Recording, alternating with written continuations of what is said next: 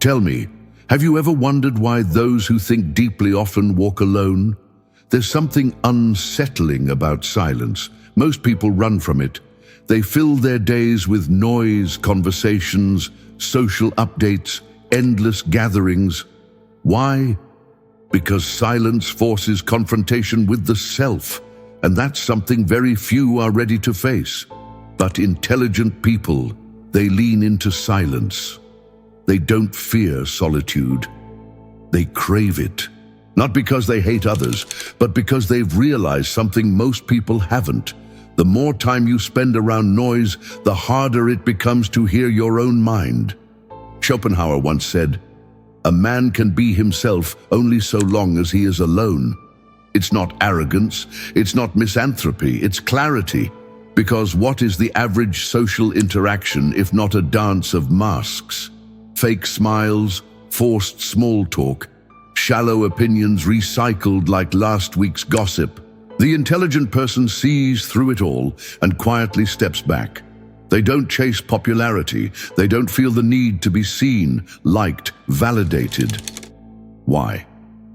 Because they've tasted the power of solitude, where the mind sharpens, where thoughts breathe freely without interruption, where you meet yourself not as others expect you to be, but as you truly are. You see, the world rewards the loud.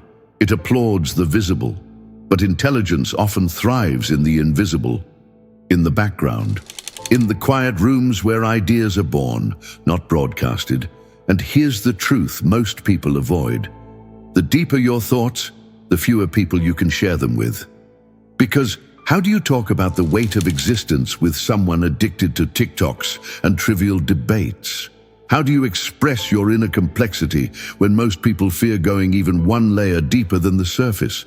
So the intelligent withdraw, not because they think they're better, but because they're tired.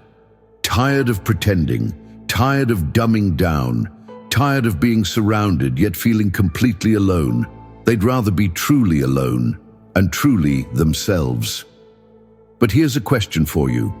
What scares you more? Loneliness, or the truth that most of your connections are superficial?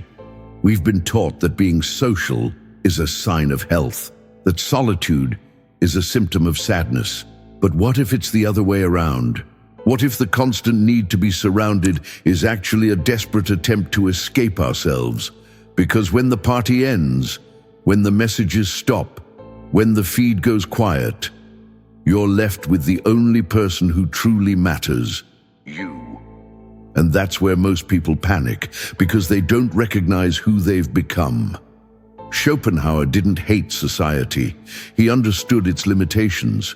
He knew that too much socializing erodes authenticity, that the price of endless social involvement is often the loss of individuality.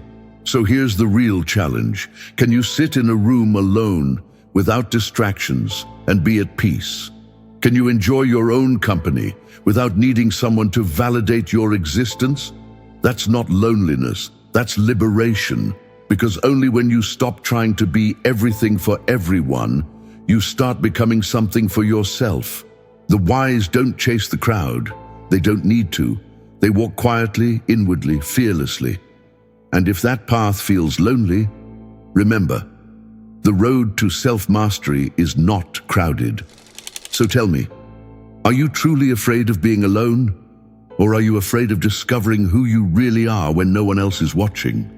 Are you truly afraid of being alone? Or are you afraid of discovering who you really are when no one else is watching?